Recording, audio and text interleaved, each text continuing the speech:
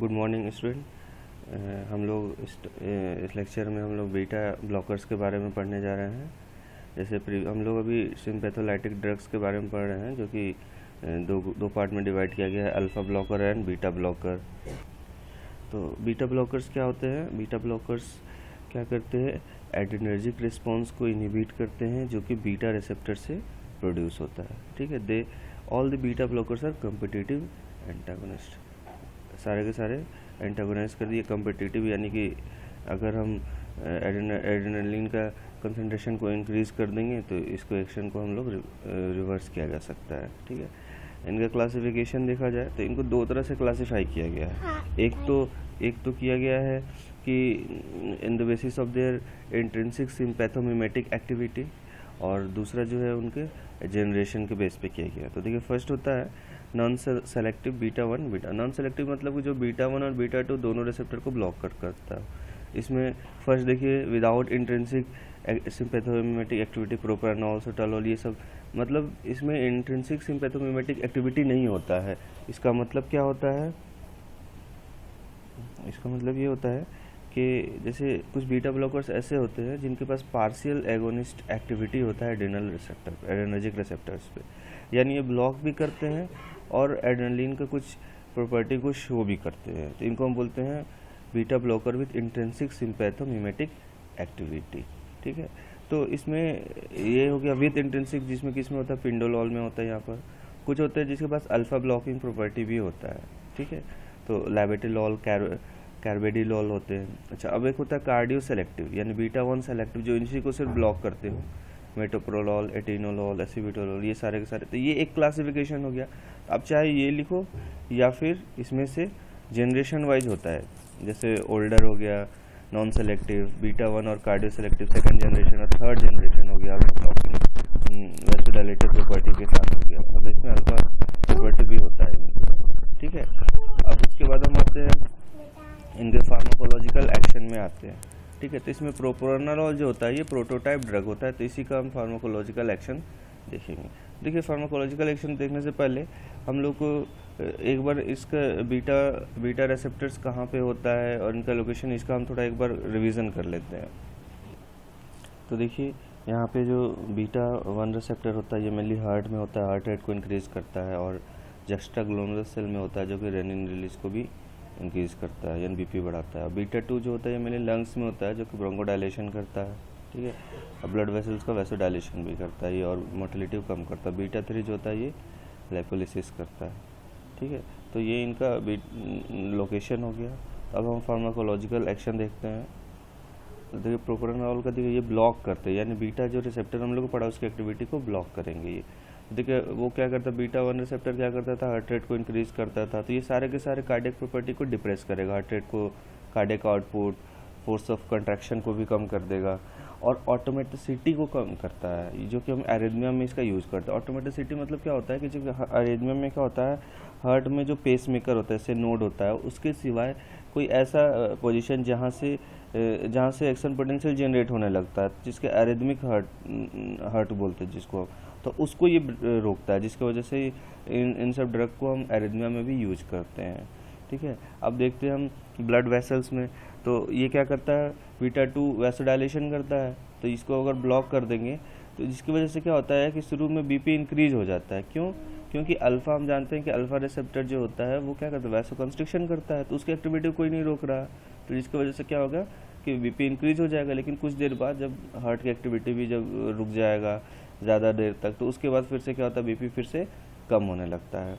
और ये देखिए, ये जस्टाग्लोमेरुलर सेपरेटस में क्या करता है, रेनिन को क्या करता है, रिड्यूस करता है रिलीज को, जिसकी वजह से फिर से बीपी कम हो जाता है। रेस्पिरेटरी में देखिए, ये बीटा टू ब्लॉकर जो होते हैं बीटा टू एक्टिविटी को ब्लॉक करते हैं, यानी ये क्या करेगा, उसके डायलेटर प्रॉपर्टी को ब्लॉक कर देगा, यानी कि ये रेजिस्टेंस कर देगा, यानी ब्रीदिंग में प्रॉब्लम आने लगेगा। अगर किसी के पास अस्थमा हो, COPD हो, तो उसमें ये बहुत ज़्यादा प्रॉब्लम करता है, कॉन्ट्राइंडिकेशन होता है, वैसे में ये ड्रग नहीं देना चाहिए।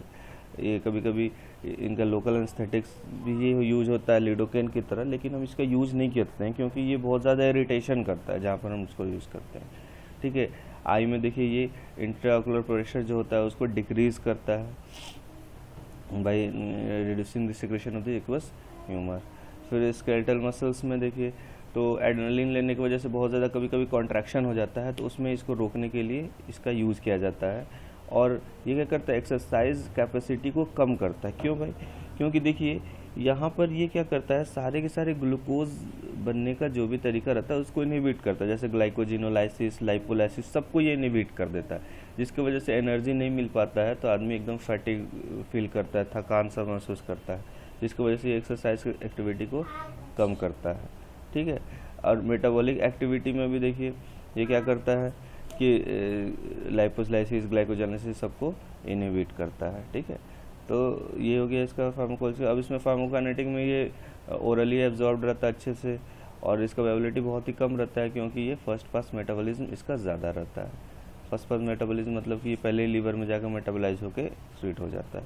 इसके एडवर्स इफेक्ट में देखिए बहुत ही ज़्यादा हार्ट रेट कभी स्लो हो जाता है, तो bradycardia, muscular weakness, tiredness, fatigue, mental depression, bronchospasm, ये सारे इसके एडवर्स एक्शन हो गए। अदर बीटा ब्लॉकर्स देखा जाए तो ये तो इसका प्रोपेनोलोल का फार्माकोलॉजिकल एक्शन हो गया। अब अदर बीटा ब्लॉकर्स जो और सारे इंपॉर्टेंट है, जिसमें 1 मार्क क्वेश्चन इंपॉर्टेंट है जिसमें आ सकता है, जिसमें कार्डियो सेलेक्टिव, जो सिर्फ हार्ट पे जाके यानी बीटा 1 रिसेप्टर पे ही जाके एक्ट करते हैं, ब्लॉक करते हैं, जिसमें ये सारे ड्रग हो गए हैं। ठीक है। लेकिन ये लोग बीटा 2 को और बीटा 3 को नहीं अफेक्ट करते हैं, जिसकी वजह से क्या होता है कि इसमें ग्लाइकोजेनोलाइसिस और हाइपोग्लाइसीमिया ये सब में नहीं इसको करता है। तो अब देखिए इसमें next is membrane stabilising activity, मतलब कि जैसे anti arrhythmic as a anti arrhythmic drug ये लोग यूज़ होते हैं, क्योंकि ये मेम्ब्रेन को स्टेबलाइज करते हैं, जैसे आयंस का जो मूवमेंट होता है ज़्यादा उसको रोकते हैं ये लोग। ठीक है। जैसे इसमें देखो सोटालॉल जो होता है ये नॉन सेलेक्टिव बीटा ब्लॉकर होता है, लिपिड सॉल्युबिलिटी कम होता है, और ये क्या करता है कि K+ चैनल को वो करता है, ब्लॉक करता है, जिसकी वजह से क्लास 3 एंटी एरिथमिक प्रॉपर्टी इसमें देखना, हम लोग जब एरिथमिया पढ़ेंगे तो उसमें हम देखेंगे क्लास 3 ड्रग रहता है, उसमें इसका यूज़ किया जाता है। टीमोलोल जो होता है बीटा ब्लॉकर होता है, और ज़्यादातर ये आई के लिए ग्लूकोमा में यूज़ होता है। एटिनोलोल भी देखिए हाइपरटेंशन है, एंजाइना में यूज़ होता है। एस्मोलोल अल्ट्रासोड बीटा ब्लॉकर होता है, और ये भी माइकार्डियल इन्फेक्शन में यूज होता है। और सेलिप्रोलॉल जो होता है इसमें एक non adeno receptor mediated vasodilation एक प्रॉपर्टी होता है, मतलब कि जब कोई भी एड्रेनर्जिक ड्रग नहीं रहता है तब भी ये क्या करता है, वैसोडाइलेशन करता है। कैसे? तो नाइट्रिक ऑक्साइड NO का प्रोडक्शन से ये वैसोडाइलेशन करता है, जिसको हम बोलते हैं non adeno receptor mediated vasodilation. ठीक है। तो इसीलिए इसको हम एंटी हाइपरटेंसिव ड्रग में भी इसका यूज़ करते हैं। तो इसमें 1 और 2 मार्क्स का क्वेश्चन आपका जो बाद में जो मैंने पढ़ा है इसमें आएगा। और थेरेपेटिक यूज़ में हाइपरटेंशन, एंजाइना पेक्टोरिस में होता है जो पेन होता है, माइग्रेन में भी जो ब्रेन में होता है, हाफ ब्रेन में होता है, और माइकार्डियल इन्फेक्शन में भी इनका यूज़ किया जाता है। ठीक है। तो ये आपका बीटा ब्लॉकर्स हो गए। हमने प्रीवियस क्लास में अल्फा ब्लॉकर्स पढ़ा था, बीटा ब्लॉकर्स पढ़ लिया। तो क्लासिफिकेशन आता है तो आपको दोनों लिखना पड़ेगा, alpha blocker and beta blockers.